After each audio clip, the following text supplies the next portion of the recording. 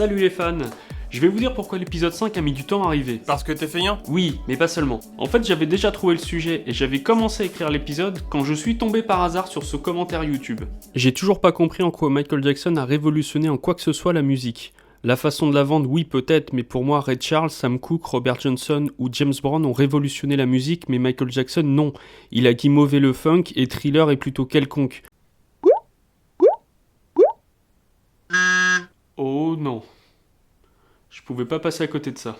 Alors évidemment, j'aurais pu laisser parler mon instinct primaire de fan, hein. Oh l'enculé!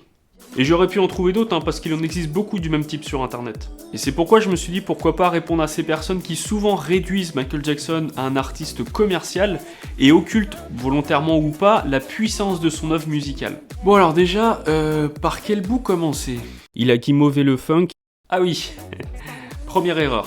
Michael Jackson n'est pas un artiste exclusivement funk. Même si on prend l'exemple de l'album Thriller, qui est très souvent rangé dans cette catégorie musicale, on peut pas vraiment considérer que l'album Thriller est un album funk. Si on prend tous les titres de l'album, à peine la moitié peuvent être vraiment considérés comme funk. Alors, la vérité, c'est que Michael Jackson n'a jamais été véritablement l'artiste d'un seul genre musical, mais a plutôt été la somme de plusieurs d'entre eux. Alors bien sûr, on y retrouve un petit peu de funk, mais la musique de Michael Jackson était surtout marquée par la pop, le rock, la soul et le R&B. Et d'ailleurs, c'est assez drôle de regarder sur Wikipédia dans quels genres musicaux sont classés ces albums.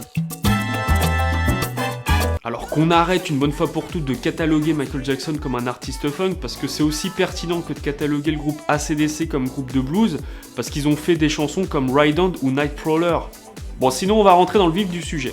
J'ai toujours pas compris en quoi Michael Jackson a révolutionné en quoi que ce soit la musique. Alors déjà, faudrait qu'on se mette d'accord sur ce qu'on appelle par révolutionner. Est-ce qu'il a inventé un nouveau genre musical ?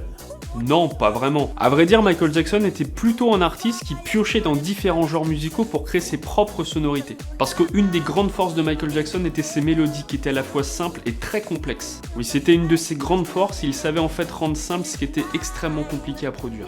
Prenons l'exemple de Stranger in Moscow par exemple, qui est un titre qui peut paraître très simple au premier abord, mais extrêmement complexe quand on décortique les pistes une à une. Et je parle même pas de l'interprétation qui elle aussi peut paraître très simple au premier abord, mais qui est très casse-gueule à quiconque essaie de la chanter. Oh non, ça recommence. Je dirais que si Michael Jackson a révolutionné quelque chose, c'est dans le fait d'associer différents styles musicaux pour créer un son d'une formidable cohérence. C'est d'ailleurs souvent ce qui ressort quand on rencontre des ingénieurs du son qui ont travaillé avec lui. Et ils expliquent souvent que Michael Jackson était capable d'imaginer une chanson entière dans sa tête, piste par piste, et qu'il enregistrait jusqu'à obtenir le résultat qu'il avait imaginé. Et il pouvait comme ça passer des journées en studio à peaufiner des petits détails que d'autres artistes auraient laissé tomber depuis bien longtemps. Et c'est ce souci du détail et la dynamique de travail demandée à ses collaborateurs qui poussait l'équipe entière à se surpasser. C'est vrai que beaucoup de ses anciens collaborateurs ont déclaré que Michael exigeait toujours le meilleur d'eux-mêmes et qu'il leur répétait souvent « c'est bien, mais tu peux mieux faire ». Et c'est une dynamique que beaucoup n'ont jamais retrouvée avec d'autres artistes. Alors effectivement, Michael Jackson n'a pas inventé un nouveau genre musical, mais diminuer son influence en le mettant en opposition avec d'autres artistes qui ne sont pas dans la même mouvance musicale que lui, c'est un procédé qui est courant mais quand même très malhonnête. Je ne parle pas de popularité, d'action machin bidule, etc. Je parle de la base, de la musique. Ah mais moi j'avais très bien compris, hein, c'est justement ce que je viens d'expliquer. Et j'ai pas parlé de popularité, hein. Ouais, parce que c'est souvent ce qu'on reproche aux fans de Michael Jackson, c'est d'expliquer son talent par sa popularité. Alors petit message pour les fans, évitez de faire cette erreur, parce que c'est du pain béni pour ces personnes.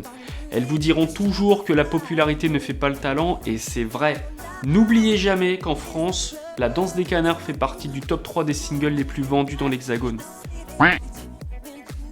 Mais au contraire, moi je dirais que la musique de Michael Jackson se caractérise justement par une richesse dans les arrangements, dans les percussions, dans les notes, dans l'interprétation, parce que Michael Jackson avait comme une voix qui était extraordinaire. Alors bien sûr, on pourra me dire qu'on n'est pas d'accord avec moi.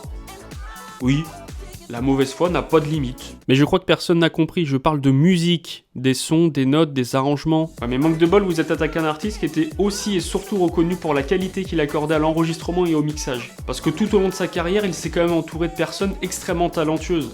Alors évidemment, il y a Quincy Jones, Bruce Wayne, Greg Phillinganes, Steve Porcaro, Louis Johnson, George Duke. Des gens qui faisaient quand même pas de la musique avec les pieds. Et le point commun de toutes ces personnes, c'est qu'elles ont déclaré à de maintes reprises que la musique qu'elles avaient produite avec Michael était de qualité hors norme. Et c'est pas moi qui le dis, hein. Ouais, Michael s'était bâti une équipe de All-Star Game Musical qui a quand même produit des albums qui ont été plusieurs fois récompensés et surtout salués par les professionnels. Alors je m'adresse à vous qui critiquez la musique de Michael et qui minimisez son impact musical. Allez voir des professionnels de la musique et dites-leur que la musique produite par Michael était mauvaise. Je pense que vous allez vous faire rembarrer. Bon, on continue.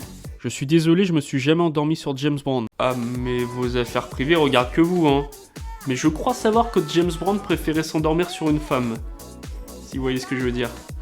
À chaque fois, je tressaillis, je transpire et je dors rien qu'à entendre juste 1, 2, 3, 4. MJ m'endort, mais alors mieux qu'un somnifère. J'ai perdu le fil après le tressaillement et la transpiration. Mais j'ai cru comprendre que la musique de Michael agissait sur lui comme un somnifère. Bon, encore heureux, elle aurait pu agir sur lui comme un laxatif. Hein. Et à choisir, vaut mieux qu'une musique vous endorme qu'elle ne vous fasse chier. Hein. Là, il faut vraiment me dire quelle musique il a inventé. Il a inventé une forme de merchandising et a fait du funk plastique. James Brown a inventé un style de musique, Charlie Parker et John Coltrane aussi. Mais revenons à ces propos qui, encore une fois, respirent sa propre sensibilité musicale. Parce que souvent, ces personnes vont se contenter de dire qu'elles n'aiment pas et vont mettre en avant tel ou tel artiste, inventeur de genres musicaux plutôt élitistes. Alors attention, je minimise absolument pas l'impact que Charlie Parker ou John Coltrane ont pu avoir dans le jazz. On l'a dit tout à l'heure, les détracteurs de Michael Jackson reprochent souvent d'avoir fait une musique commerciale et répètent aussi que le fait d'avoir vendu des millions d'albums ne garantit pas pour autant de la qualité. Alors sur le principe, ça n'est pas faux, mais qu'on se trompe pas. En général, ces artistes-là ne font pas une carrière d'une telle longévité. Bah oui, on trompe pas un public pendant 40 ans quand on n'a pas de talent. Il y a des gens qui ont une influence sur la musique mais qui n'ont jamais touché le grand public. Le compositeur et interprète original du titre qui a lancé Elvis est mort dans la misère, Mozart aussi d'ailleurs. Ouais, mais ce qu'oublie de dire cette personne, c'est que Mozart de son vivant gagnait très bien sa vie, hein. Seulement il menait un train de vie un peu trop dispendieux. Merci. Et c'est souvent le défaut des personnes qui critiquent la musique de Michael, parce qu'elles vont très souvent émettre un jugement qui est plutôt partial et plutôt guidé par des goûts personnels, que par une réelle analyse objective de la musique de Michael Jackson. Je peux par exemple dire que j'aime pas le travail de Picasso, sans pour autant ne pas reconnaître qu'il a eu beaucoup d'influence dans l'art. Bah oui, c'est pas parce qu'un artiste ne me touche pas que je dois le dénigrer et minimiser l'impact artistique qu'il a ou qu'il a pu avoir. Alors effectivement, dans l'industrie musicale comme dans le monde artistique en général, il existe des artistes qui sont surcotés. Et c'est malheureusement de plus en plus le cas. Mais il faut pas se tromper, ces artistes-là en général font une carrière éclair et font rarement l'unanimité auprès des professionnels. Et le point commun de toutes les personnes qui ont travaillé avec Michael a souvent été de dire que c'était une expérience inoubliable. Prenons l'exemple de Bruce Whedon, un ingénieur du son éminemment respecté dans son milieu. Il a travaillé avec des noms prestigieux comme Duke Ellington, Count Basie, Quincy Jones. L'entendre déclarer que travailler avec Michael Jackson a été l'expérience professionnelle la plus marquante de sa carrière, ça laisse quand même à réfléchir sur le personnage. Alors après avoir développé tout ça, si je reprends l'interrogation initiale de cet internaute, j'ai toujours pas compris en quoi Michael Jackson a révolutionné en quoi que ce soit la musique. Eh bien je répondrai qu'un artiste capable d'impressionner de manière indélébile les personnes avec lesquelles il a travaillé, de mélanger les genres musicaux au point de créer une musique complexe mais la rendre tellement accessible qu'elle a touché plusieurs générations et a été récompensée pendant 40 ans, ne peut pas être traité comme un vulgaire usurpateur sans talent. Car si le succès peut être provoqué, il dure pas sans raison.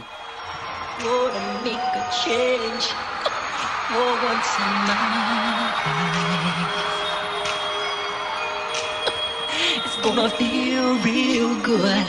Gonna make a difference. Gonna make it right.